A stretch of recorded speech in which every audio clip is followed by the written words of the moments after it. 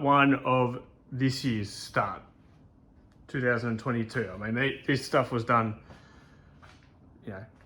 10 years ago really. But anyway, so of course, first tool's out.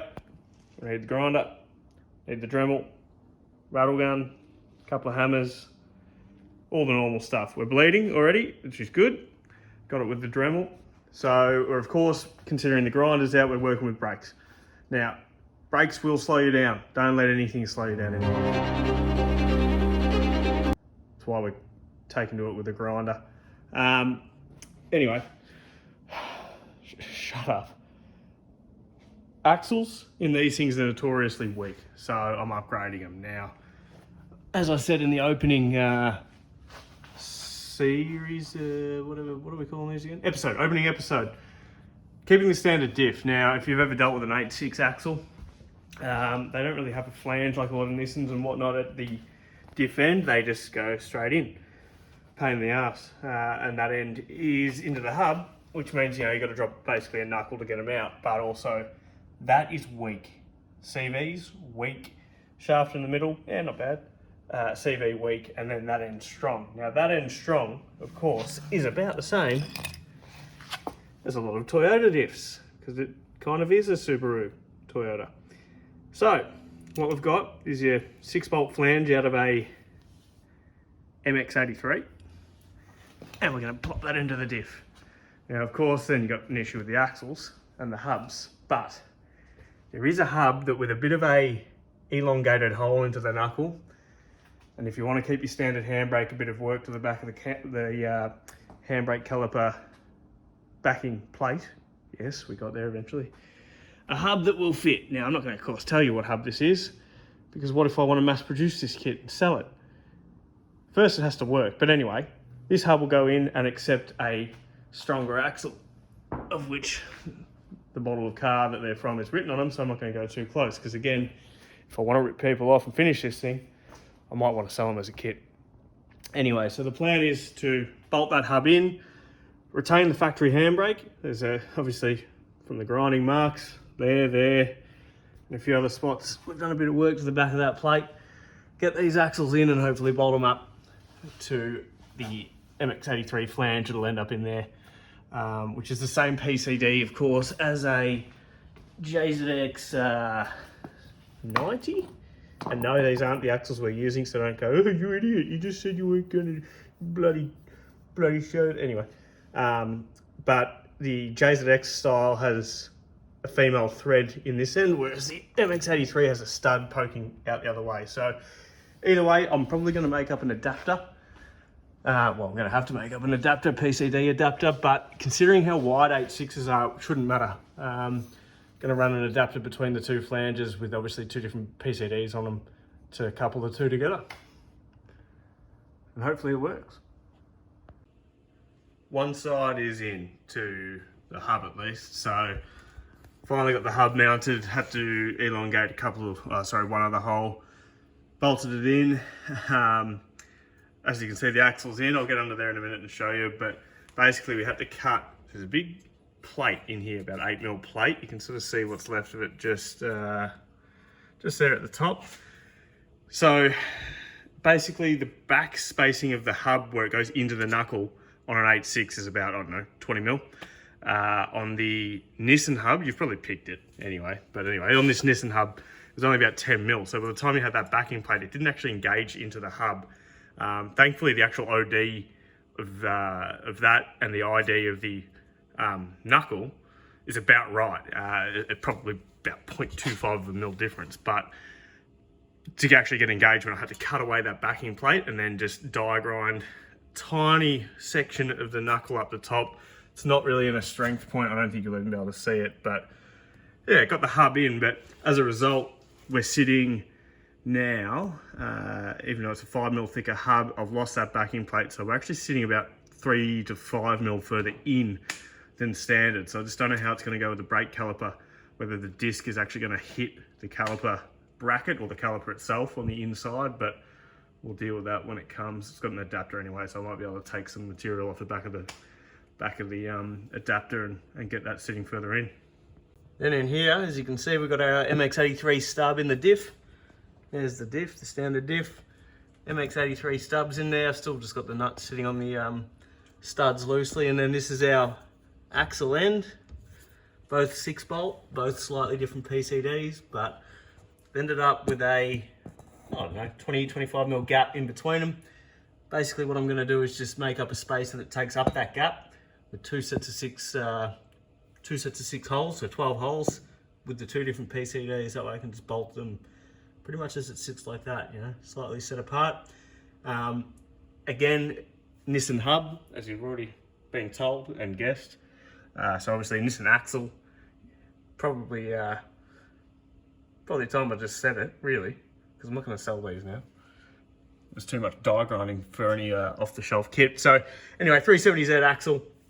Like most Nissans, one's longer than the other. So initially I actually put in, we're working on the passenger side here, on the left. I put in the left side axle, and I had, up at this gap here, I had about, I don't know, 60 to 70mm, and I thought, oh, we're in trouble here. But sure enough, trusty Nissan chucked the long axle in this side. That came back down to a manageable distance, so I'll just have to run two of the right side axles in this car, because Toyota, or realistically Subaru, who built this car, decided we'll just make everything the same length either side, because really, why wouldn't you? So that's where we're at with the back end. Got to do the other side now. It's a bit of a pain, the amount of die grinding involved, which is why I sort of initially I thought I'll keep this hush, make up the adapters and make it a simple kit, but it's just too much die grinding involved for Joe Blow. They probably won't want to get as involved with the grinder as me. Problem is I've run into is that the middle of the hub on the Nissan hub's a lot bigger, and obviously 5x1 14.3 now, and not 5x100, so I'm gonna have to get the center of my disc machined out slightly bigger, and then obviously re-drill it for the different stud pattern. Might use the post hole digger, who knows. So that's where we're at with the back end. Moving away from the back end now, I thought I'd start getting the front end rolling again. So I've, well, as you can see, removed the strut, the LCA, the knuckle arrangement, and started bolting in the Acostal setup that I've got off our dear friend Stewie. A lot of South Australian parts in this car. I don't know if it's going to speak proper English or not, but that free settler accent might take it. But either way, I bought this kit off Stewie. Basically, originally I did have a cut and shut knuckle that we were going to put into it. But then, you know, we had an LCA made. Issue with the LCA, basically, that we made up where the knuckle comes in. It was hitting, so we had to change it. Went onto the back burner, and in the meantime, Stewie started developing these Acostal setups. At first, I sort of thought, nah, I won't worry about it. I wasn't going to go down the track of Wisefab or anything, because it's sort of kind of want the car to sit a bit more normal. Anyway, so yeah, I thought, you know what, I'll grab this Acostal setup. That way I've just, like, look at the adjustability, really. You know, you've got so many different settings for Ackerman, for actual, you know, the actual amount of lock you can run. You know, the RCA, or, you know, the roll center correction. There's, I don't know, look, there's bits of different adjustability in these sort of everywhere. So at least this way, if it goes to a track's a real tight track, I might run it on a certain setup. Track's a real wide, fast, open track, I might change it.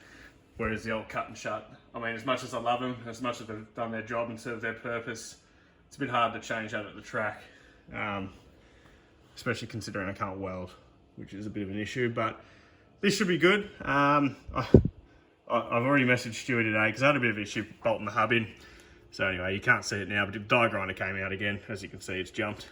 I put a nice scratch in the fiddly bits anodizing or whatever it is. But yeah, we've got this side sort of sitting in there. Obviously, I've got to chuck the coilover back in to get it set up nicely and start setting it up a bit. Alright, so I compromised a little bit. No, I left a couple of mil. Anyway, I'm just going to go back to these knuckles for a minute. Look, Stewie's not paying me, I can tell you that much. I don't think he's got any money to pay me. But look at all the adjustment little whiz-bang bits on it. Obviously, what we got here? We've got this bloody thing, this plate. Bit of a grub screw in there. Once that's in between there, obviously it holds itself in. I'm thinking, what the hell is this for?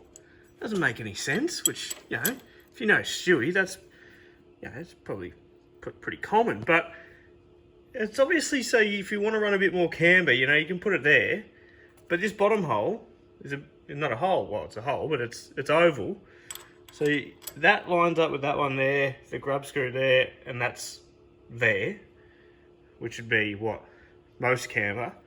But if you want less camber, obviously you maybe flip that around. No, flip that back. Move that grub screw to the other hole. Yeah, that's what you'd bloody do. And then you can line it up in a different spot or something. Yeah, there, that way, look.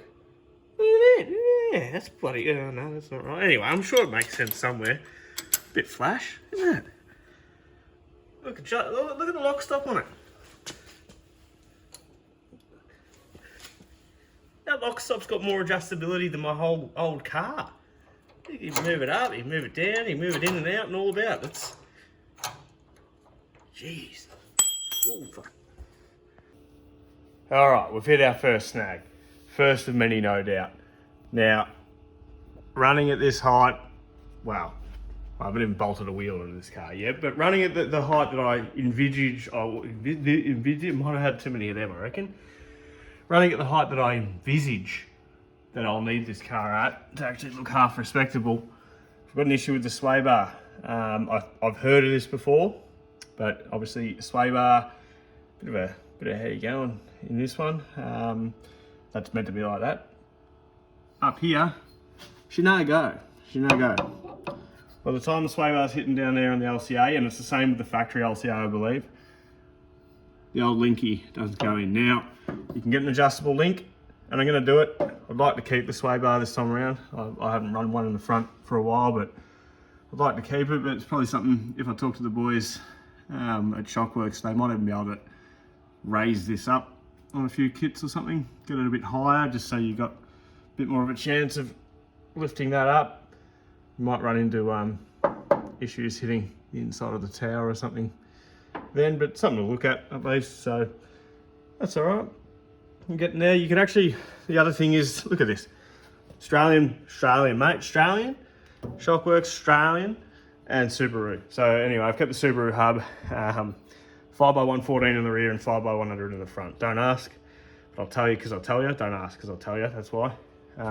Basically I already had the wheels for the front, and I've got some big brakes, and I didn't want to re-drill them as well, so 5x100 in the front it is. You can get these with a Nissan pattern on it, or just keep dremeling like I did until you get a Nissan. No, don't do that.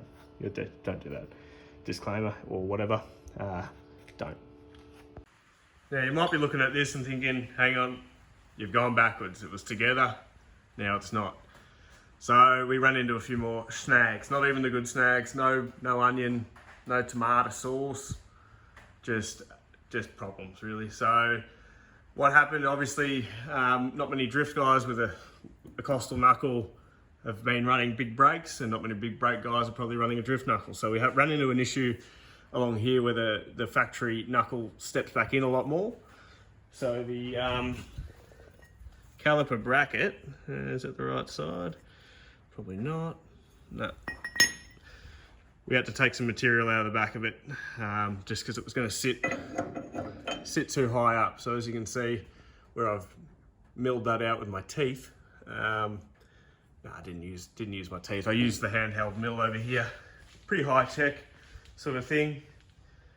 Pretty good, handy, battery powered mill. No, fuck. Don't call the cops. Went down to my friend Ando's place, and he actually has a mill. So once we figured out how to use it and had a couple of beers, we got it sorted on Thursday morning. So anyway, that was issue number one. Taking the material out of the back of that bracket there to just get it to fit. Don't whinge again. It's so, look how thick that is still. There's no issue here. And look how big the brake is. Look, that's not a pizza box. That's not a large Hawaiian in there, mate. That's a brake. Look at that. That's huge. Anyway, if you live in an area where you're still getting pizzas that big, anyway, by the way, look at that. Close that back up. Waste some time. There we go. If you're still getting pizzas that big, well, hit me up, because that's a good quality, good value large pizza. Anyway, and the second one is this section of knuckle. Hang on, we got the right bit. That sits in between that bit there, and that bit there, and that goes all like that. Yeah, it's about right, somewhere there. Just this outer edge where you can see we've had it on the linisher, just sat a little bit too proud toward the hub, and the back side of that disc was grabbing on it when we tried to rotate it, only by about 1 mil in the setting that I had it on, which I hadn't really set it up yet, but a couple of these will angle this plate in and out a bit more, so who knows what might have happened. So we just took a little bit of material off that, because again, that's what, 10 or 12 mil thick steel. There's not much load on those bolts anyway. Most of it is through these sections, so not an issue. Hopefully that's sorted out. Get it all back together, see how it goes. While we're at it, shed flooded. Brought some wildlife in. This is the red belly black down here. He might be a bit dead, I think. Oh no, he's alive. He's a lively one. Be careful. Oh, he's off. Now those sections we milled away and ground off these were steel, so just going to re-anodize them with some Montana purple. Cheap Montana purple, just so they don't bloody rust, you know. There it is. Bit of fill. Right. You know the old saying, measure twice, mill once. Yeah, I got them backwards.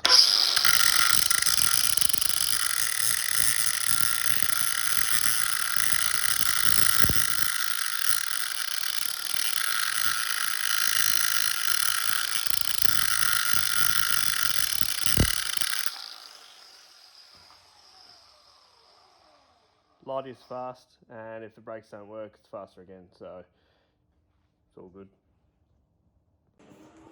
And with that, the front's together. So if you've watched this far and gone, well, I'm never driving near him, please know that a lot of that was satire. No, the brakes are all good. So we've got everything in, all bolted up, put a very, very rough eye alignment in it, tighten everything up. Still gonna have to replace the rack bush anyway, so I'll probably move the rack forward as much as I can without chopping the cross member too much. Still need to get those adjustable sway bar links. So yeah, it turns out after I filmed that other bit that it's very common. There's about 300 different types of adjustable sway bar links on the market, but front's in for now. I can put a wheel on, get the front rolling again. Just got to put some tyres on. And oh, here's one we prepared earlier. So look at that, it even turns. So clunk, anyway. That's the front, and while we're at it, we've got the back going again. So this side is in, as it was last time I filmed it.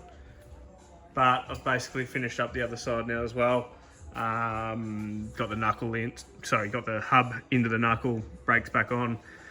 I've got to put the rear coilovers in, so I've got to set them up and then get it rolling so I can bring the old car back in and straighten it from a crash I had recently. So this will be off the hoist again for a bit, so I'll get it rolling and then have to drop the cradle out later to change all the arms over anyway, raise the cradle, raise the diff. But at least for now, it can roll again once I put the coilover in and push it out of the shed and put it back in the corner for another 6-7 years. Got the shockworks in